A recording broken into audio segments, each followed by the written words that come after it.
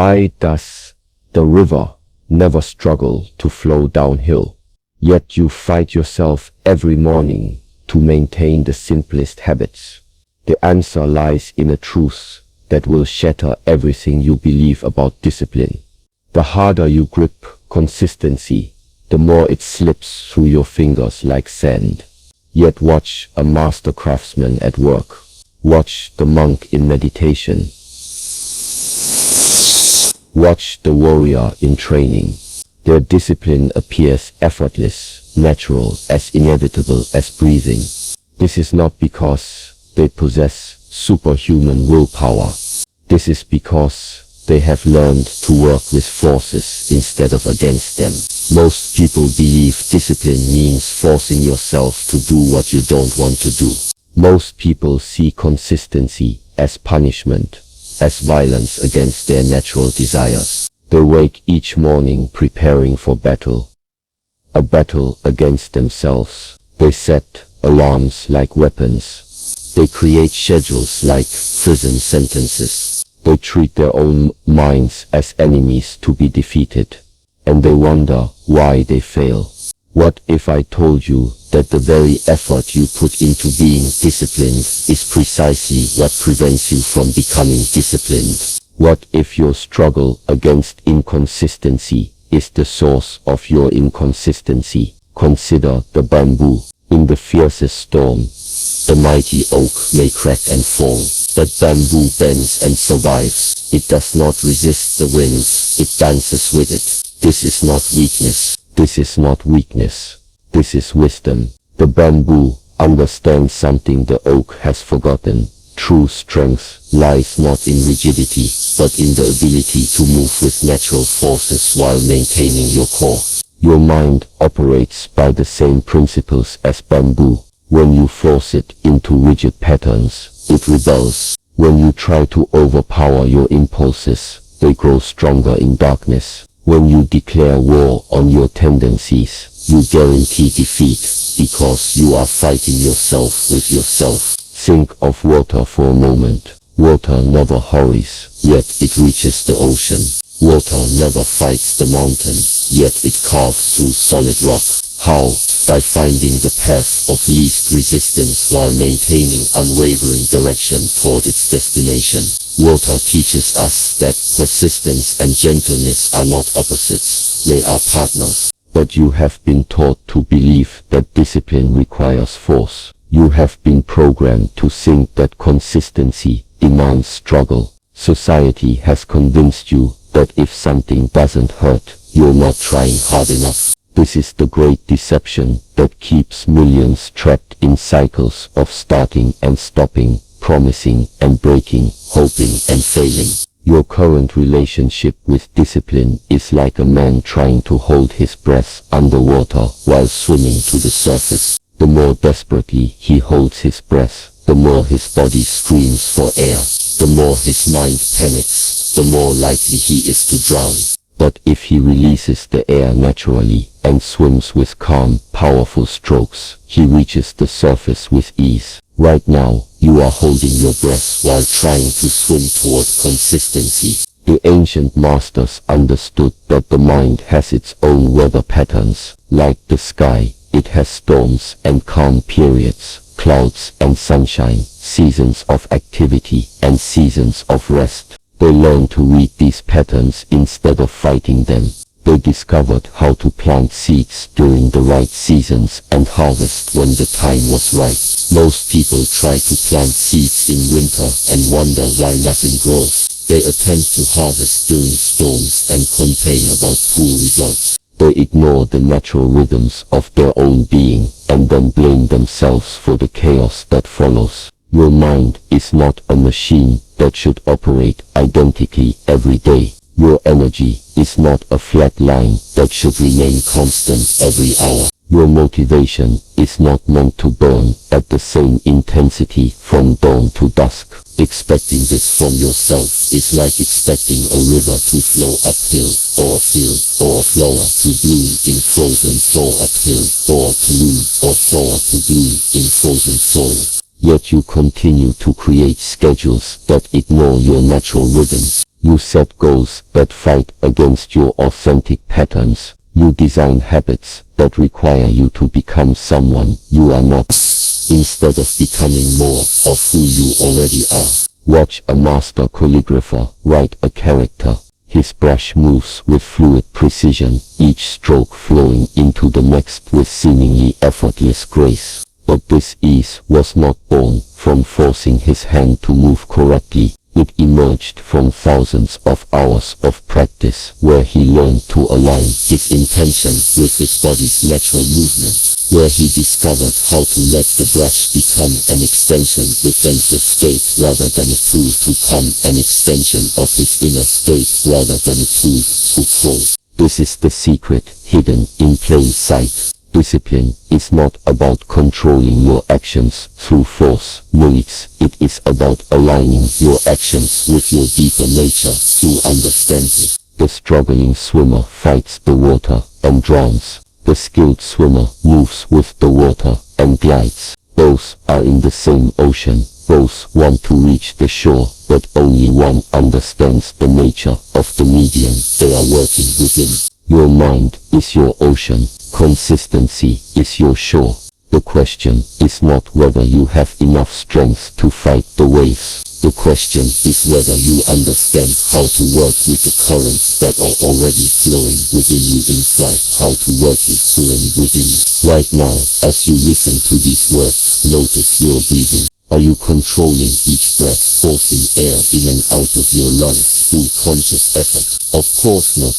Your breathing happens naturally, rhythmically, consciously, without forcing it. Your breathing happens naturally, rhythmically, consistently, without struggle or strain. You breathe thousands of times each day without thinking about it, without motivating yourself to do it, without reminding yourself to do it, without reminding yourself that breathing is important. Why? Because breathing aligns with your body's natural processes instead of fighting against them. It serves your deepest needs instead of conflicting with them. It happens automatically because it has been integrated into your system rather than imposed upon it from the outside. True discipline operates by the same principles as breathing. It becomes automatic not through force, but through integration. It sustains itself not through willpower, but through alignment. It grows stronger, not through struggle, but through harmony between your conscious intentions and your unconscious pattern. But first, you must understand what you are truly fighting against. The enemy is not your laziness, your lack of motivation, or your weak character. The enemy is the internal resistance that arises whenever you try to change too much too fast, whenever you declare war on parts of yourself instead of seeking to understand them. This resistance is not your weakness, it is your protection. Your psyche has developed these patterns to keep you safe, to help you survive, to maintain equilibrium in a chaotic world. When you try to tear down these protective mechanisms through brute force, your mind treats you as a threat and fights back with everything it has. Think of a wild horse. You could try to break its spirit through violence and domination, and perhaps you would succeed in making it obey. But you would have a broken horse, fearful, resentful, capable only of mechanical compliance. Or you could learn to communicate with the horse, to understand its nature, to build trust slowly until it chooses to carry you willingly. Then you would have a true partnership, a relationship based on mutual respect rather than conquest. Your relationship with discipline must become like the relationship between a skilled rider and a willing horse. Not domination, but partnership. Not force, but understanding. Not force, but understanding. Not violence, but communication. The horse wants to run. This is its nature. You want to reach your destination. This is your purpose. The art lies in finding the path where the horse's desire to run becomes the vehicle for reaching your destination. When this alignment occurs, effort transforms into ease, struggle becomes flow, resistance dissolves into cooperation. But how do you create this alignment? How do you move from fighting yourself to working with yourself? How do you transform the internal battle, internal harmony? The answer begins with a practice so simple that most people dismiss it as ineffective, yet it is the foundation upon which all lasting change is built. It is the skill that separates those who achieve effortless discipline from those who remain trapped in cycles of force and failure. This practice is observation without judgment. This practice is observation without judgment. Most people live their entire lives without truly observing their own minds. They are so busy reacting to thoughts, fighting impulses, following emotions, and resisting sensations that they never step back to simply watch what is happening within them. They are like drivers speeding through a landscape with their eyes closed, wondering why they keep crashing into trees. But when you learn to observe your mind without immediately judging, fixing, or changing what you see, something extraordinary begins to happen. You start to recognize patterns that were previously invisible. You begin to understand the deeper logic behind your seemingly irrational behaviors. You discover that what appeared to be chaos actually has its own rhythm and intelligence. Think of a farmer who has worked the same land for decades. He knows when rain is coming by the smell of the air. He knows which fields are ready for planting by the color of the soil. He knows when to harvest by the sound the grain makes in the wind. This knowledge did not come from books or theories. It came from patient observation, from years of watching and listening without forcing conclusions. Your mind has its own seasons, its own weather patterns, its own subtle signals that indicate when it is ready for change and when it needs rest. But you cannot read these signals while you are busy shouting orders at yourself. You cannot hear the whispers of wisdom while you are engaged in internal warfare. The practice of observation teaches you to recognize the difference between the that wants to grow and the that wants to stay safe. It helps you distinguish between resistance that serves you and resistance that limits you. It shows you when to push forward and when to step back, when to maintain effort and when to allow rest. As you develop this capacity for observation, you begin to notice that your mind has certain times when it naturally wants to be productive and other times when it naturally wants to rest. You start to see that certain environments make consistency easier while others make it nearly impossible. You recognize that some approaches to change energize you while others drain your vitality. This is not laziness or weakness. This is information. This is your inner wisdom trying to communicate with you, but you cannot receive this communication while you are busy fighting against it. The ancient way teaches us that wisdom emerges from stillness, not from struggle. Clarity comes from quiet observation, not from loud internal arguments. Understanding develops through patient watching, not through forceful analysis. When you stop fighting your mind and start studying it, you begin to see that what you thought was random chaos actually follows predictable patterns. What seemed like meaningless resistance actually carries important messages. What appeared to be simple laziness actually represents complex needs that have been ignored or misunderstood. This shift from fighting to understanding changes everything. Instead of seeing yourself as broken and needing to be fixed, you begin to see yourself as whole but misaligned. Instead of trying to eliminate parts of yourself, you start learning how to integrate them. Instead of declaring war on your tendencies, you begin negotiating with them. And in this space of negotiation, in this place of understanding, true discipline finally becomes possible.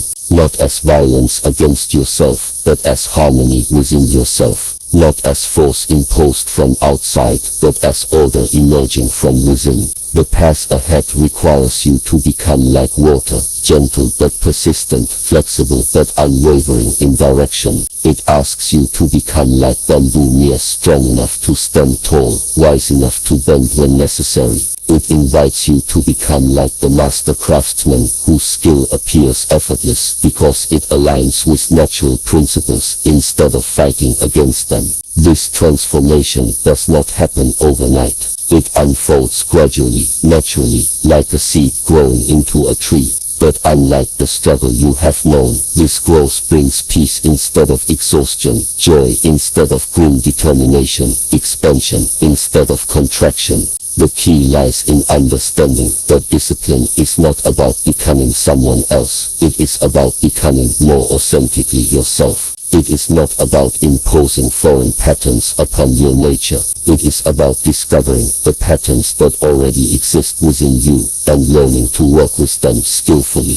As we prepare to explore the specific principles that make this transformation possible, remember that you are not broken. You do not need to be fixed. You need to be understood. Start yourself for yourself. You need to learn the language your inner wisdom speaks so that you can finally hear the guidance it has been offering all along.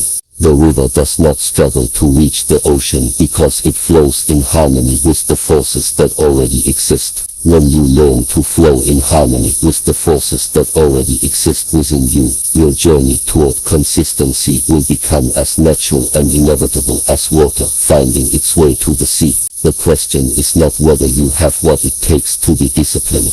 The question is whether you are ready to stop fighting yourself long enough to discover the discipline that already lives within you, waiting to be awakened, waiting to be expressed, waiting to transform your life from the inside out. 3 pillars support this transformation. 3 practices that, when mastered, make consistency as natural as breathing. These are not complex techniques requiring years of study. They are simple principles that become profound through application, yet most people overlook them because they appear too basic, too obvious, too gentle to create lasting change. The first pillar stands solid and unmoving, like a mountain peak that watches clouds pass without being disturbed by them. Can you name what this mountain possesses that you lack when faced with your own thoughts and impulses? The mountain observes without attachment. It witnesses storms without becoming the storm. It sees lightning without flinching, feels rain without complaining, experienced lightning without flinching, feels rain without complaining, experiences wind without resistance. The mountain teaches us the first pillar of authentic consistency, the art of witnessing your own mind without immediately reacting to what you see. Right now, notice what is happening in your thoughts. Are they jumping from topic to topic like a monkey swimming between branches? Are they repeating the same worries like a broken record? Are they creating stories about past failures or future fears? Simply notice. Do not judge. Do not try to change anything. Just observe. This is already more than most people ever do. Most people are so identified with their thoughts that they believe they are their thoughts. They experience every mental impulse as a command that must be obeyed. They treat every emotion as an emergency that requires immediate action. They live in reactive mode, bouncing from one internal experience to another like a pinball careening between bumpers. But you are not your thoughts. You are the awareness that observes thoughts. You are the awareness that observes thoughts. You are not your emotions. You are the consciousness that experiences emotions. You are not your impulses. You are the presence that notices impulses arising and passing away. Think of sitting by a river, watching leaves float downstream. You do not jump into the water to chase every leaf. You do not become upset when leaves pass by. You do not become upset when leaves pass by. You do not try to control which leaves appear or how fast they move. You simply sit and watch the continuous flow with calm attention. Your mind is this river. Your thoughts, emotions, and impulses are the leaves floating downstream. The practice of observation teaches you to sit on the riverbank of consciousness instead of being swept away by every mental current. When you master this first pillar, something remarkable happens. The space between experience and impulse and acting on that begins to expand. In that space, choice becomes possible. In that space, freedom is born. In that space, you reclaim your power from the automatic patterns that have been running your life. Most people living claim your power from the automatic patterns that have been running your life. Most people live in a world where impulse immediately comes action. They feel the urge to check their phone and immediately reach for it. They experience the desire to avoid difficult tasks and immediately procrastinate. They notice the impulse to break their diet and immediately procrastinate. There is no space, no pause to break their diet and immediately eat something unhealthy. There is no space, no pause, no conscious choice. But when you develop the capacity to observe your impulses without immediately obeying them, everything changes. You begin to see that impulses are not commands but they're simply information. They arise, peak and fade away like waves in the ocean. You do not need to surf every wave like waves in the ocean.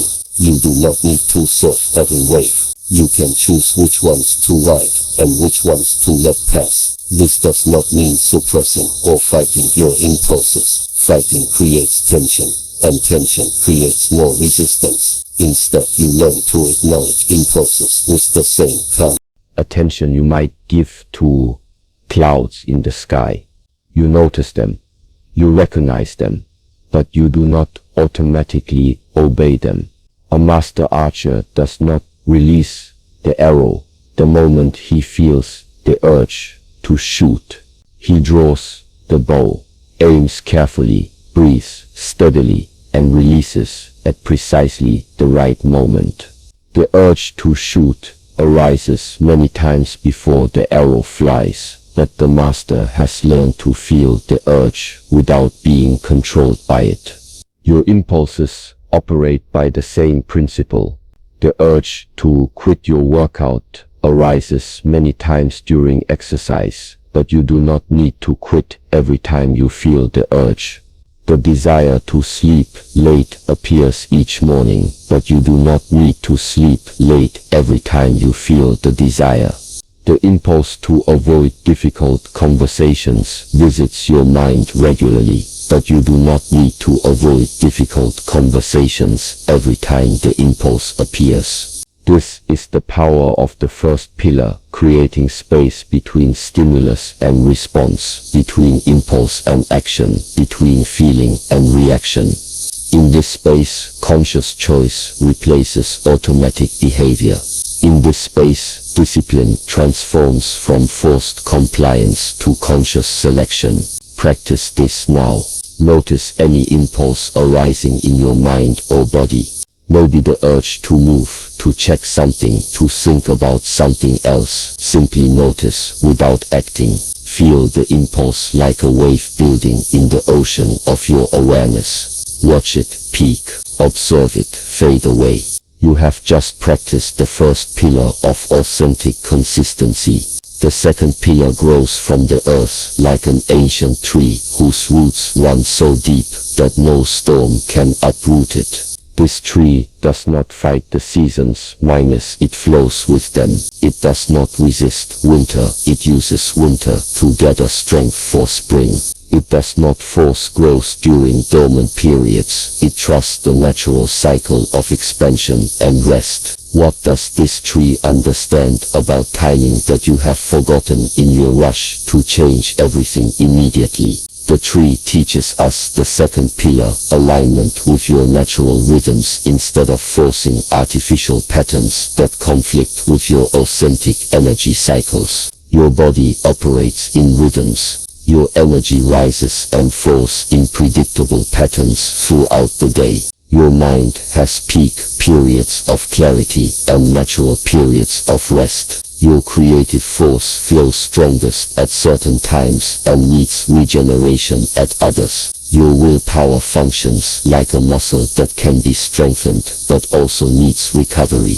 Yet most people create schedules that ignore these natural rhythms entirely. They try to be equally productive at all hours. They attempt to maintain the same level of focus from morning to night. They expect their motivation to remain constant regardless of their energy state or natural inclinations. This is like trying to harvest fruit in winter or plant seeds during drought. It creates unnecessary struggle and guarantees poor results. But when you learn to read your own rhythms and work with them instead of against them, consistency becomes much easier to maintain.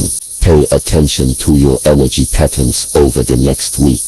When do you naturally feel most alert and focused? When does your mind crave creative work versus routine tasks? When does your body want to move versus rest? When do you feel most motivated to tackle challenging projects? Most people discover that they have approximately 2 to 3 hours each day when their energy and focus peak naturally.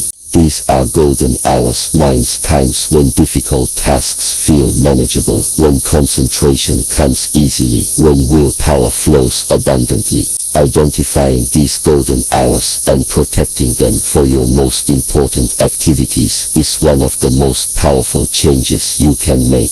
If you are naturally sharp in the morning, use morning hours for your most challenging work. If you come alive in the evening, schedule demanding tasks for later in the day. If you experience an energy boost after physical activity, exercise before tackling mental challenges. If you think most clearly after periods of solitude, create quiet time before making important decisions. This is not laziness or weakness, but this is wisdom. A farmer plants corn when soil conditions are optimal, not when the calendar says he should plant. A sailor waits for favorable winds instead of fighting storms unnecessarily. A warrior chooses the timing of battle based on strategic advantage, not arbitrary schedules. Your consistency efforts must follow the same principles. Schedule challenging habits during your peak energy times. Use low energy periods for easier, more automatic activities. Plan intense focus work when your mind naturally wants to concentrate.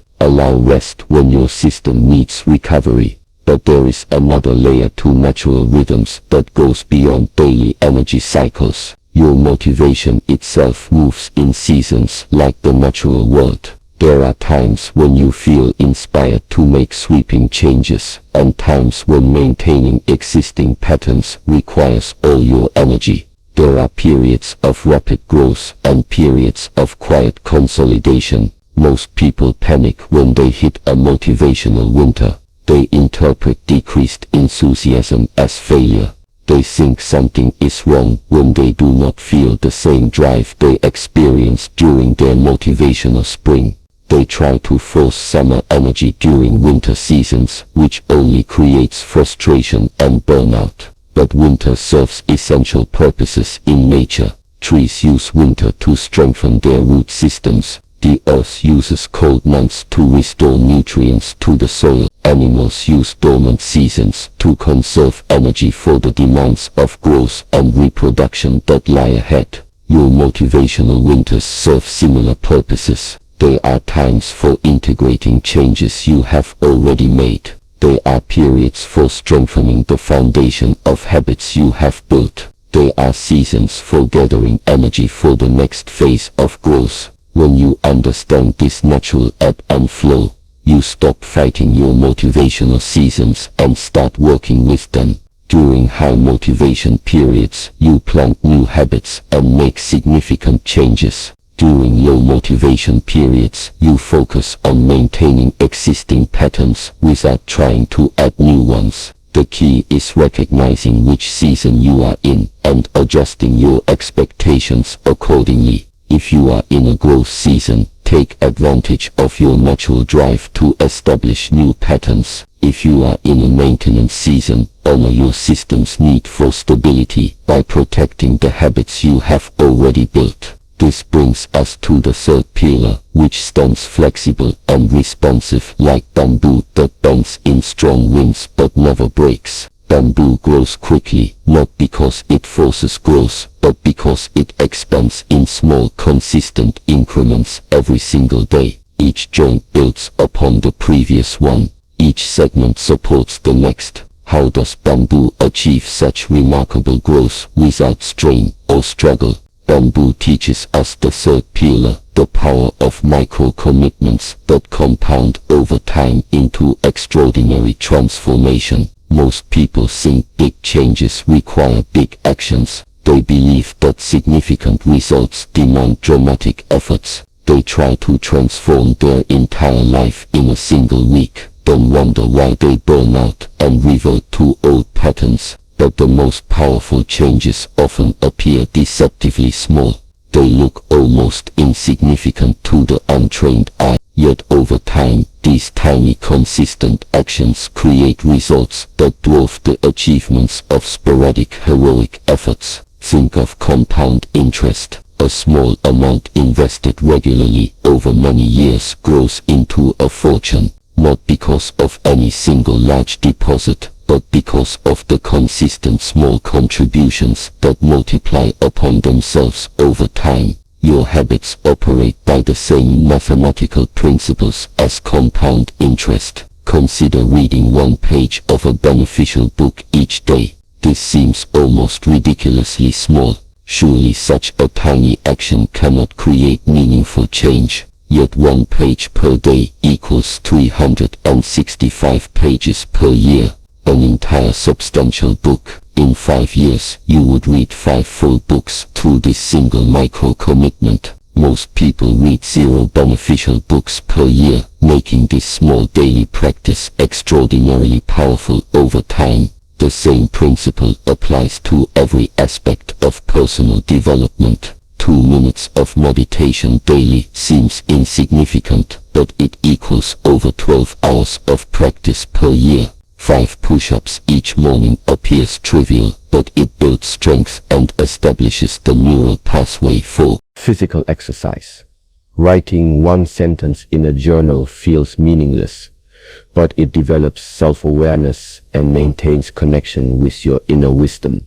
The power of micro-commitments lies not in the individual action, but in the identity transformation that occurs through consistent repetition.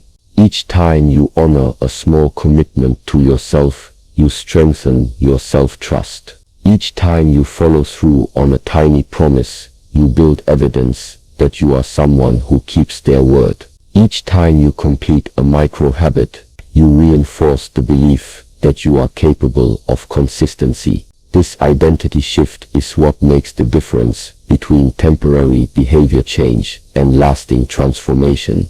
When you see yourself as someone who meditates, missing a day feels uncomfortable. When you identify as someone who exercises, skipping workouts creates internal tension. When you know yourself as someone who reads regularly, avoiding books feels unnatural. But this identity transformation cannot be rushed or forced. It emerges gradually through the accumulation of small actions that align with the person you want to become. Each micro-commitment is like a vote for your future identity. When you meditate for 2 minutes, you cast a vote for becoming someone who meditates. When you write one sentence, you vote for becoming a writer.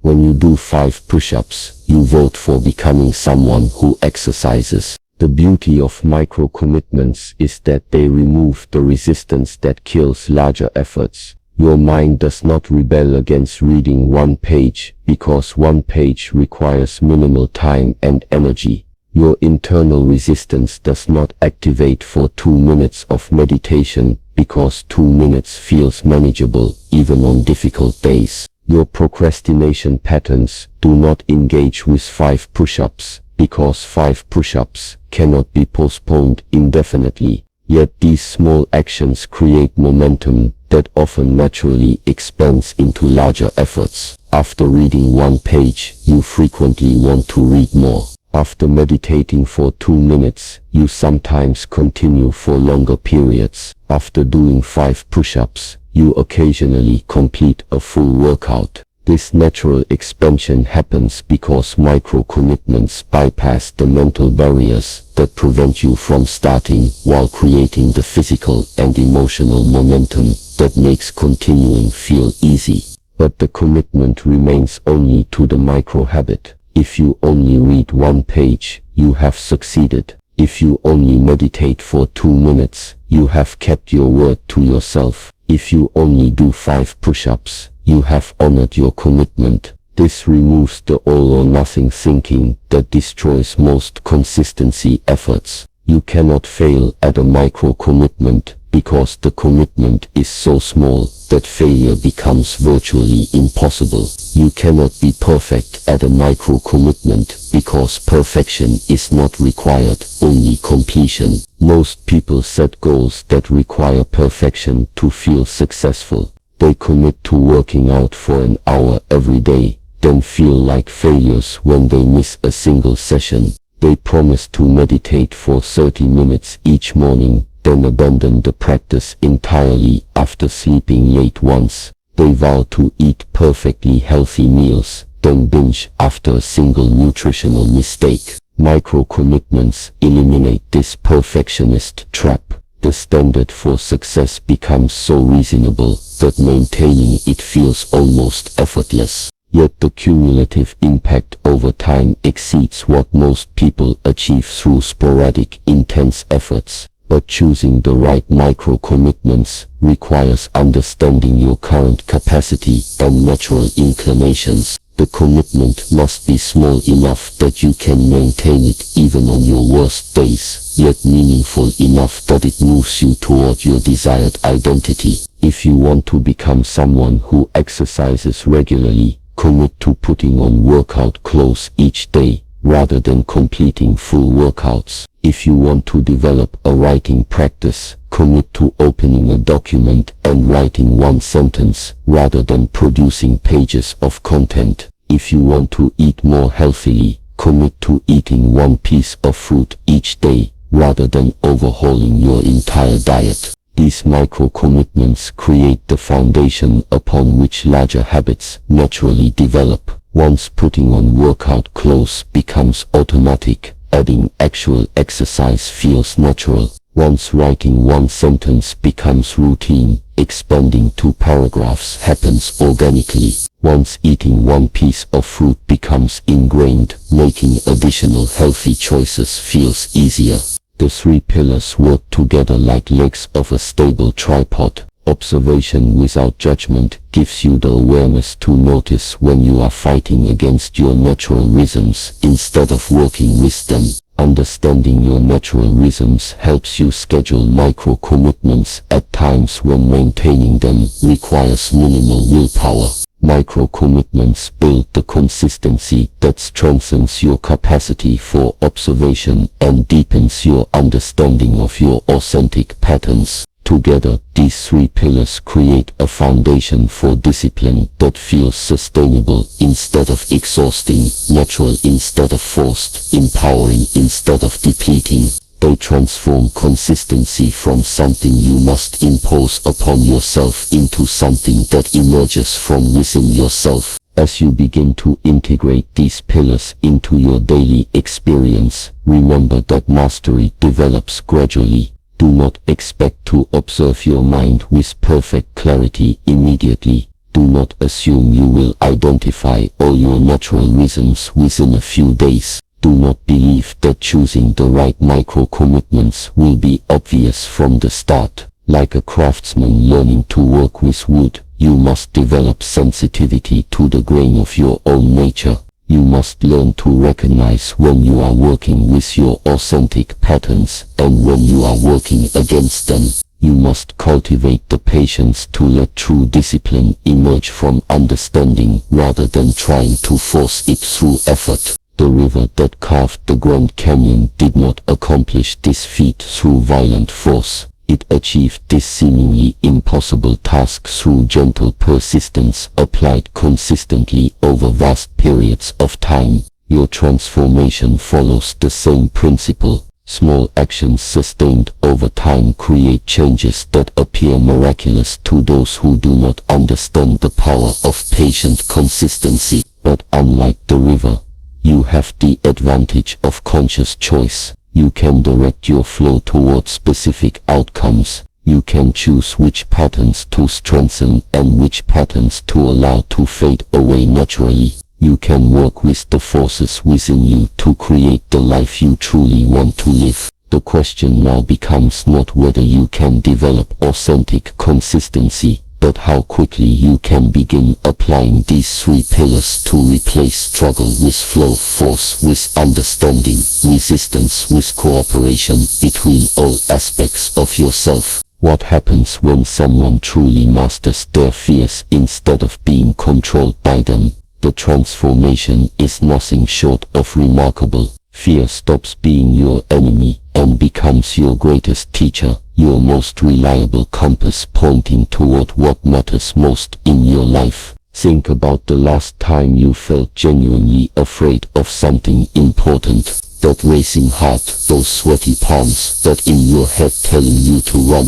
Most people interpret these signals as warnings to retreat. But what if you've been reading the map upside down this entire time? What if fear isn't telling you to stop, but rather showing you exactly where your greatest growth lies waiting?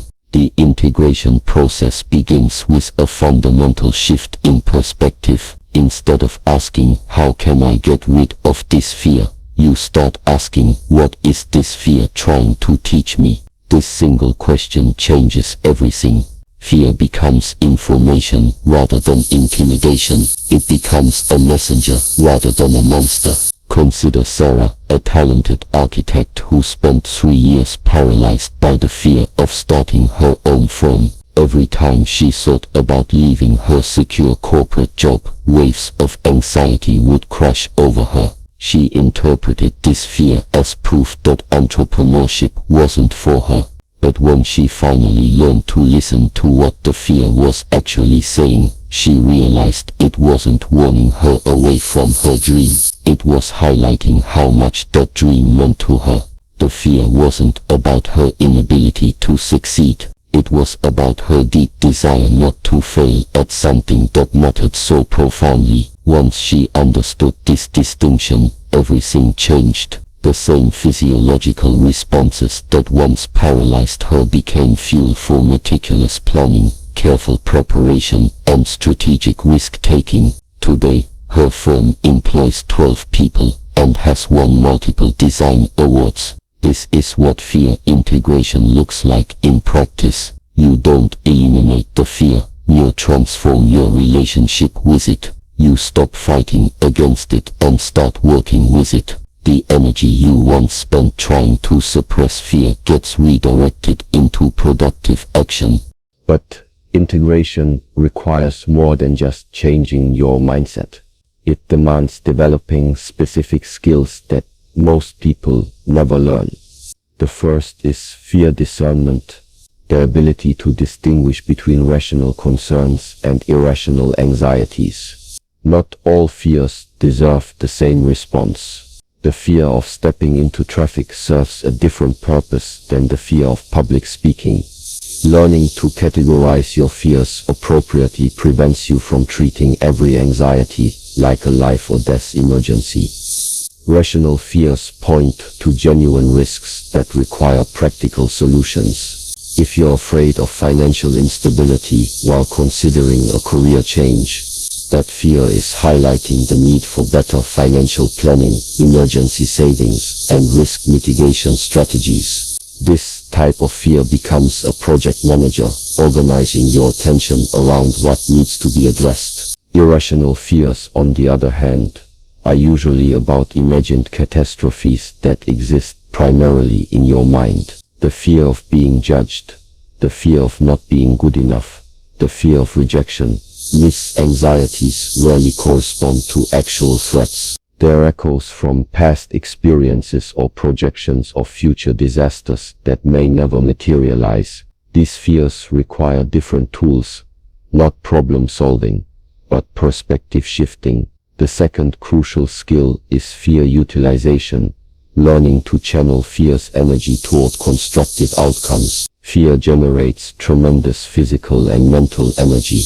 Most people waste this energy on worry, avoidance, or resistance. But when properly directed, fear's energy becomes rocket fuel for achievement. Athletes understand this principle intuitively. The nervousness before a big game isn't something to be eliminated. It's something to be harnessed. That surge of adrenaline, that heightened awareness, that laser focus. These are gifts from your fear response. The best performers don't try to calm down before crucial moments. They learn to channel that intensity into peak performance. The same principle applies outside of sports. Public speakers who've mastered their craft don't eliminate stage fright.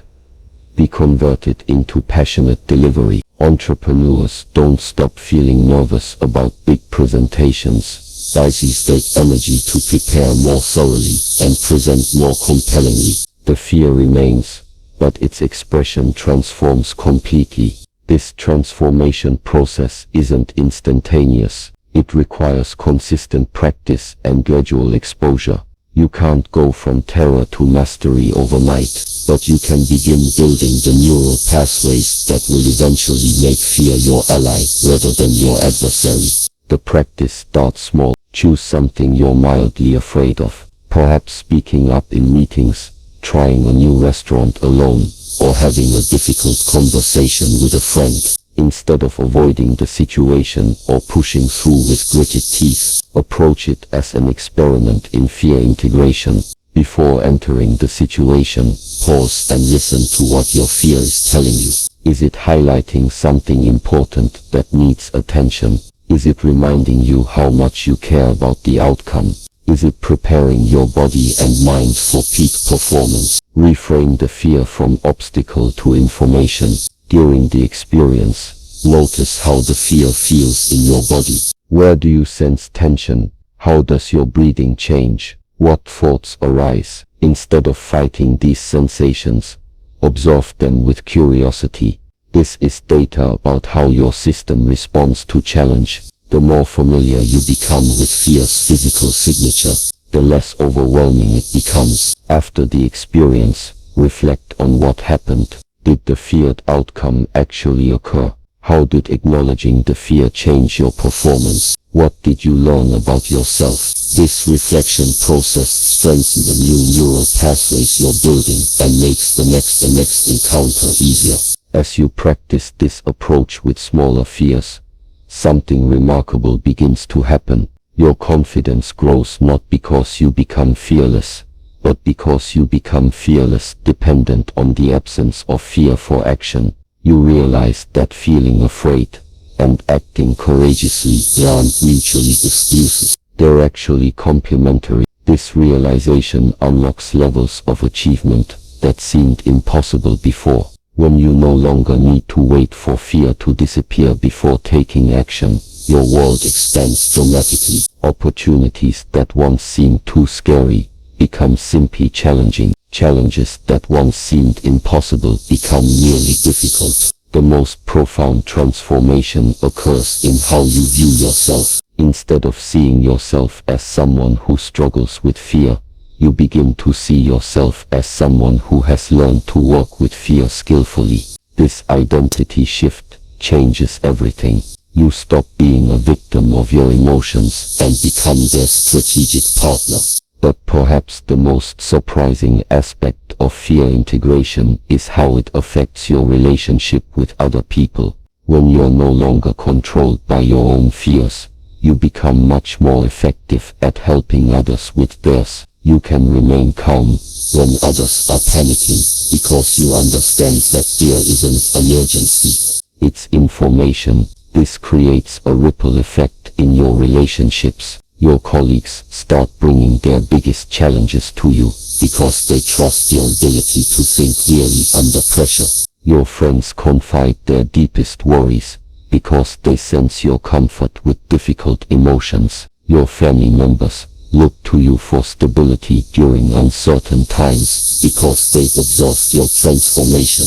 You become what psychologists call a secure base, someone others can rely on for emotional stability and wise counsel. This isn't because you've eliminated fear from your life, but because you've learned to dance with it so skillfully that others feel safe in your presence. The ripple effects extend beyond individual relationships into your professional life. Leaders who have integrated their fears make better decisions because they're not avoiding difficult conversations or challenging situations. They can address problems early instead of hoping they'll resolve themselves. They can take calculated risks instead of playing it safe to the point of stagnation.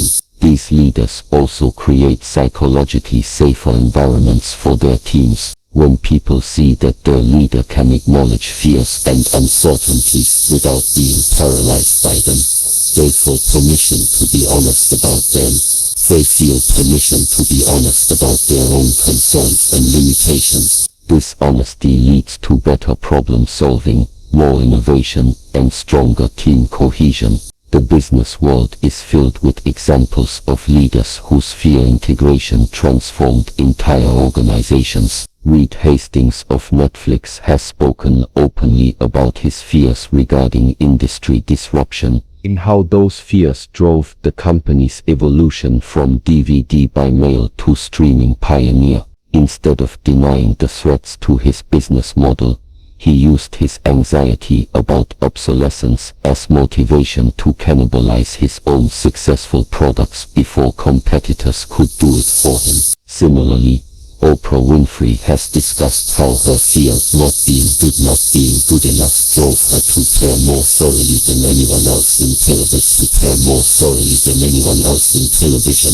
That same fear that could have paralyzed her career instead became the engine of her unprecedented success. She transformed the energy of self-doubt into the fuel of self-improvement. But you don't need to be a celebrity CEO to experience this transformation. The principles work at every level of human experience. Parents who integrate their fears about their children's safety become more effective at teaching resilience instead of overprotection. Students who work with their fears about academic failure become more strategic about study habits and help seeking. Retirees who face their fears about aging become more proactive about health, relationships, and legacy building. The key insight is that fear integration isn't about becoming a different person. It's about becoming more fully yourself. When you're no longer spending enormous amounts of energy avoiding or suppressing fear, that energy becomes available for creativity, connection, and contribution.